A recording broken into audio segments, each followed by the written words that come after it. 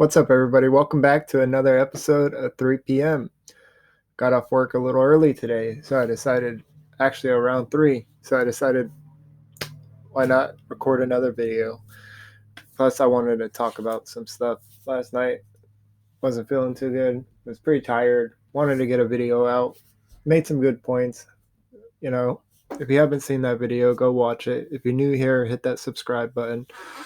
And I talked about Chicago a little bit. I just put out a short because I told my son that he's 9, and he thinks his problems are the biggest problems in the world. I'm sure, like every other kid.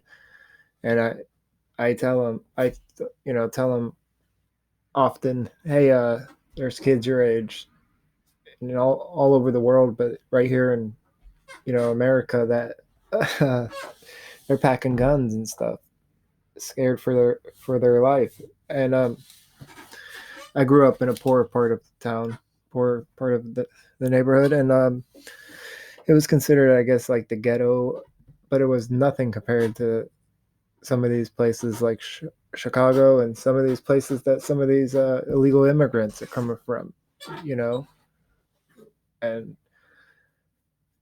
but I wanted to get on here and talk about that. I wanted to get on here and talk about that whole Chicago rap scene. Starting with Chirf Kief, in my opinion, back in 2010 when I was 16, somewhere around there.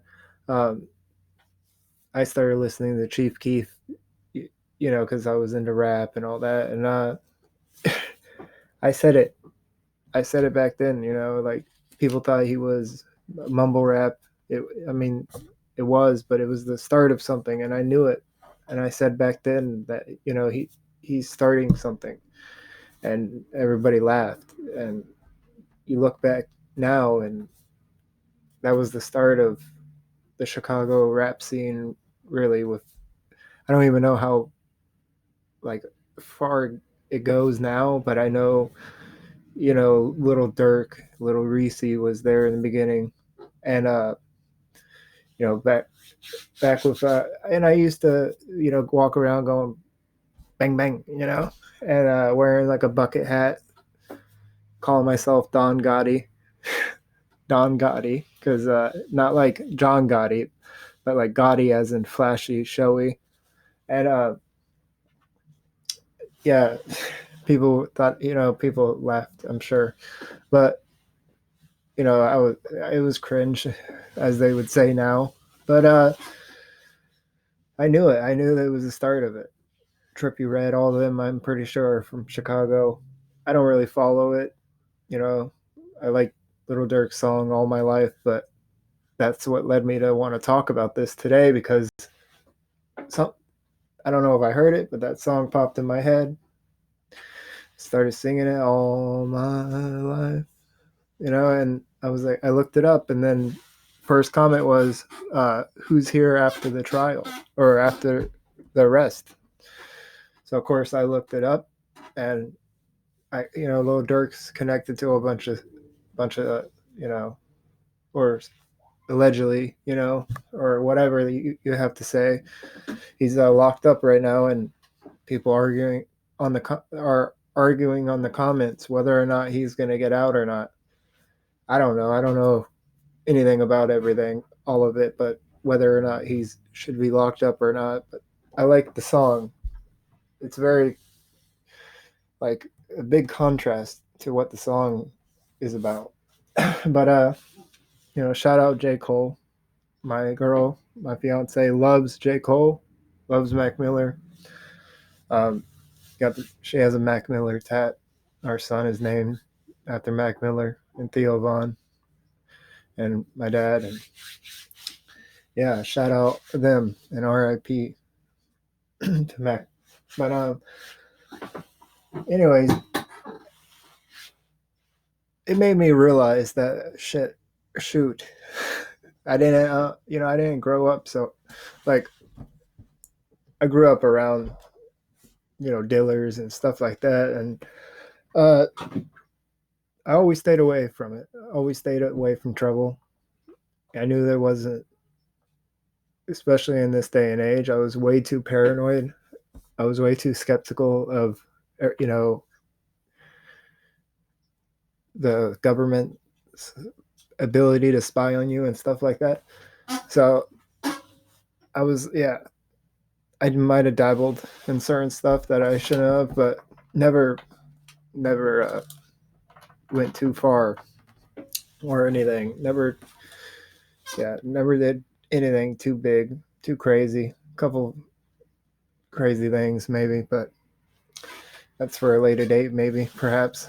But some of my friends just took risk that I wasn't willing to take, and most of them are gone. And I have a best friend that keeps getting locked up, and one day I want to talk to him on here if he's down to sit down and talk about it, because um, I don't know what keeps him in this pattern. I don't know what it is, but there would be no judging. But yeah, going back to the Chicago rap and all that, rap in general, you know, since, anyways, rap in general, the Chicago rap scene, and the fact that, I didn't, it just made me realize, I guess that's what I'm trying to say. It made me realize that it's like, all right, well, my life wasn't that hard, it's like, and I knew that, and that's one of the reasons why I have it, like, I like to rap and freestyle, but I never try to do anything with it. I always felt like I would have been judged for being white and whatever. And obviously, I didn't want to pursue it enough, rap enough to do anything with it. One day I would like to do music in general.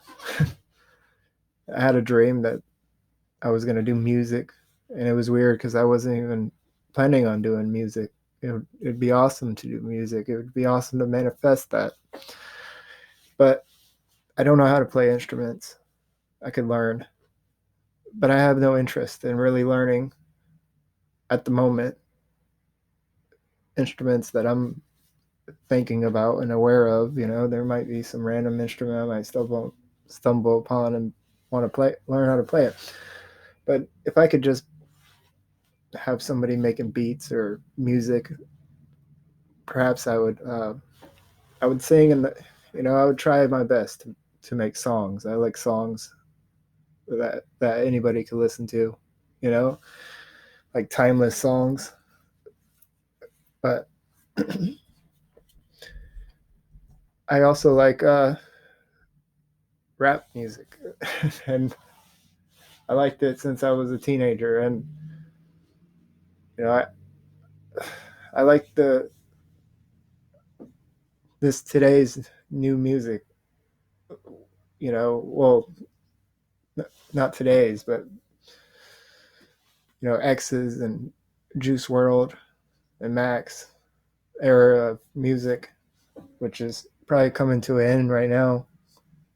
I like it. There's too much talk about usage and all that, so that I don't like. They promoted it too much, and there's always something that I liked that Snoop Dogg said, to, about Tupac.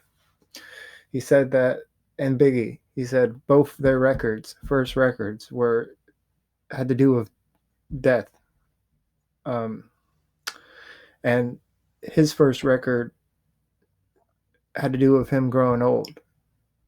So he was envisioning himself growing old, and they were talking about death. And it's 100% true. And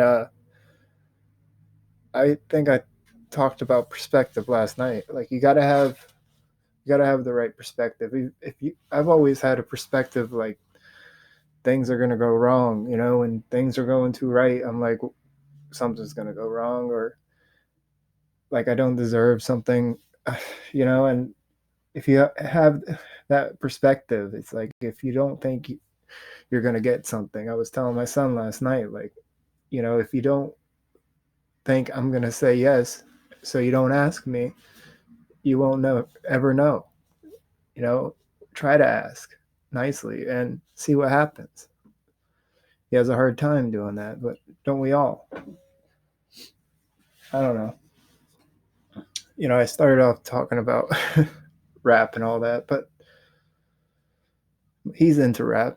My son's into rap, and he's influenced by it, and that's okay to some extent. You know, there's a lot of stuff in this world to be influenced by, and I guess to bring it back to Chicago, they're influenced by their environment, whether it's through danger, fear, hunger. They got to do what they got to do, and I always say that people are products of their environment. You hear you're the sum of the 5 people you spend the most time with, but it's like to some extent you're a product of your environment. Now, it takes it takes like something special to happen for somebody to be able to look outside that environment and say, I could escape this environment. Just because I'm from this environment don't mean I'm gonna act like everything else in this environment. It takes like a miracle, or it's out of the ordinary, and certain people have special abilities that are just amazing from the start. They just did the right thing from the very beginning. I was thinking about this also. Think about a lot of stuff, but certain people like LeBron, I'm sure, was just probably always great at basketball, and always a great athletic person, athlete. Like Michael Jordan, born with it, born doing the right thing. Maybe they made mistakes, but nothing huge. They always were on the right track, probably. And there's a lot of people like that. And then there's people that messed up a bunch of times, like me. Not big times, but maybe a couple big times, maybe a few small times, and still haven't quite, gotten to where I want to be. And I don't think I ever will. It's like life, you got to continue to grow. And I didn't start off perfect. And here comes my son, my youngest son, Mac. Hi. Hi. Mm-hmm. He loves coming in here and looking at the lights and playing with the lights. Say hi. Hmm? You want to say hi? Yeah. You want to see yourself? Say hey. Mm-hmm. Say hey. Mac. Mac. See Mac? Huh? You see Mac? Yeah. Is that Mac? Yeah. Is that you? Mm-hmm. Who's that? Mm-hmm. Who's that? Me. Who's that? Me. That's you? Yeah. No, that's Mac. Mac Miller. My guy. Yeah, that's who you're named after. Mom. And my dad and Theo Vaughn. Huh? Yeah. That's a battery. Me. Well, I'm going to keep it short for today. Some will be long, some will be short. I got to go. We got to go do some more Christmas shopping. And yeah, I hope you got some value from today's episode. I don't want to just pump out a bunch of episodes of nonsense. Ugh. I do want to try to make these valuable for people. And sometimes I want them to be a distraction. Maybe sometimes I want them to make you laugh. Sometimes I want them to motivate you. It all depends on the mood and who's on here with me or whatnot. But y'all have a great day, and as always, take care of yourself and stay safe. Bye.